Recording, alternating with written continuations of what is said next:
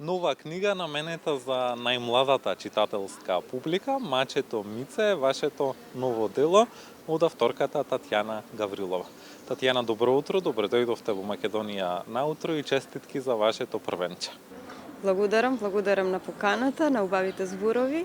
Така, кажете ми што ќе раскаже оваа книга за најмладите читатели? Вака прво да кажам дека и јас сум многу возбудена за издавањето на оваа книга. Инаку книгата е потекнува од лична инспирација моја и нуди 10 раскази за деца со весели илустрации. Ќе забележите, речиси секој расказ има своја илустрација. Тоа е за да ја доближиме книгата, читањето до помладата публика. Размислував која возраст би можела да ја упфати овие раскази, за која возраст ќе бидат наменети. Најверојатно и најсоодветна е за возраст од 6 до 10 години. Инаку сите 10 раскази имаат свој наслов, сите се различни и сите малку знаат да не заскокоткаат кога ќе прочитаме, не тера да посакаме да читаме и понатаму, да дознаеме што содржи расказот. Во фокусот на приказните на вашата книга се вредности како што се пријателството, храброста, емпатијата и значењето на семејството. Колку е важно овие вредности да се пренесуваат од најмала возраст? Па видете, мислам дека прво е многу важно децата да растат во едно семејство, како она што е прикажано во оваа книга, хармонично, современо, на моменти традиционално, меѓутоа исполнето со многу љубов. Тука станува збор за се провејува дозата на храброст, особено кај Мачето Мице, кое што, иако знае дека ќе биде искарано, тој е упорно во своите намери и упорно продолжува да прави бели. Тука е моментот на пријателството. Во последниот расказ ќе видите, се вика Мице и Бела. Всушност Бела е куче која ние навистина го поседуваме како семејство, само Мице е малку фантастичниот дел во расказите. Значи, иако спротиставени животинчиња, тие успеваат да станат пријатели. Тука сакам да доловам една поширока порака дека не е важно кој во што верува, какви идеи има, како изгледа, дека и оние кои што имаат различни размисли и однесувања можат да бидат пријатели.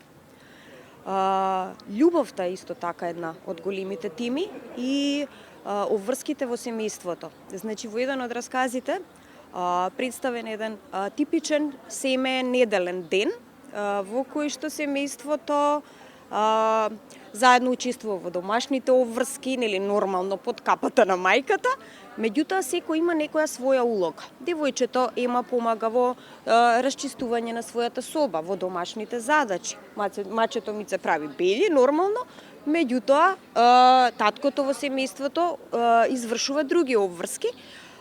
Има еден обилен семеен ручек, кој што на некој начин за мене представува сите овие обврски во рамки на семејството, представуваат едно чувство на дом, му даваат на детето и сметам дека кога детето расте во некоја ваква средина каде што е представена семејна љубов, разбирање, разговор во семејството, дружба, дека тоа остава кај него траги и убави спомени кои понатаму овозможуваат тоа дете да се развие во една здрава личност. Така. Татјана, илустраторка на книгата е Јана Борбала Панзов, 16 годишно девојче кое учи во Унгарија. Со какви илустрации е исполнета вашата книга? Вака, прво да кажем дека многу ми е жал што Јана денес не можеше да биде овде, веќе мораше назад да се врати, а чекаат училишните обврски. Инаку да, Јана, што туку наполни 16 години, нашата поврзаност е уште од нејзиното раѓање, во смисла, ако дозволите и ако смеам да кажам, нејзиниот татко е мој другар уште од факултетските денови, од филолошкиот факултет. Значи, семејно ние продолживме да комуницираме. Јана е едно многу талентирано девојче кое што учи во ВАЦ, тоа е град во Унгарија, во средно уметничко училиште. И уште од мала возраст има афинитети кон уметноста, има и учествувано во неколку македонски проекти, цртај на македонски јазик, пишувај кирилица, значи имаше стикери за Viber апликацијата, добитничка е на многу награди.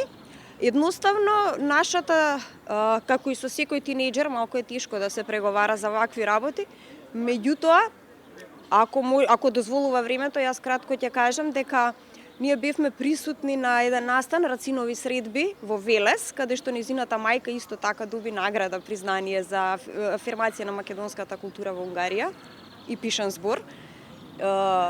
И одејќи, значи кога заврши манифестацијата, јас и Јана одиме по една угорнина да седнеме да се освежиме, бидејќи беше летен ден. И јас си викам, Јана, ти ја немаш прочитано мојата книга, дали би сакала да ти ја пратам? Сметам дека си голем талент и дали би се нафатила да направиш илустрации.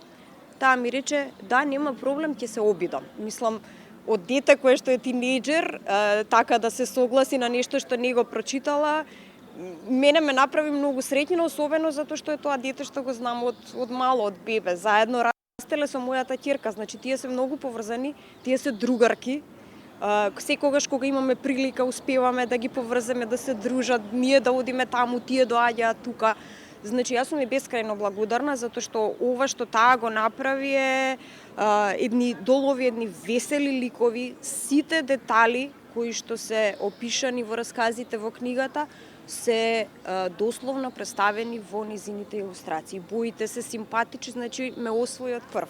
Татјана интересна приказна за тоа како настана илустрациите во книгата Мачето Мице. Инаку во книгата пишувате дека Мачето Мице немаше да постои доколку немаше да постои вашата ќерка Мила. Мила некако е симбиоза, значи од карактерот на девојчето Ема, која што е раскажувач тука, наратор во расказите, и Мачето Мице. Значи, Ема е послушна, учествува во врските во домаќинството, пишува домашни задачи редовно, значи си ужива на компјутерот, помага, меѓутоа има делови од карактерот на Мила кои што можам да ги поистоветам со оние на Мице. Татјана, ви благодарам за одвоеното време и гостувањето во емисијата Македонија наутро и ви посакувам уште многу книжевни дела. Ви благодарам многу на поканата, јас навистина ми беше задоволство.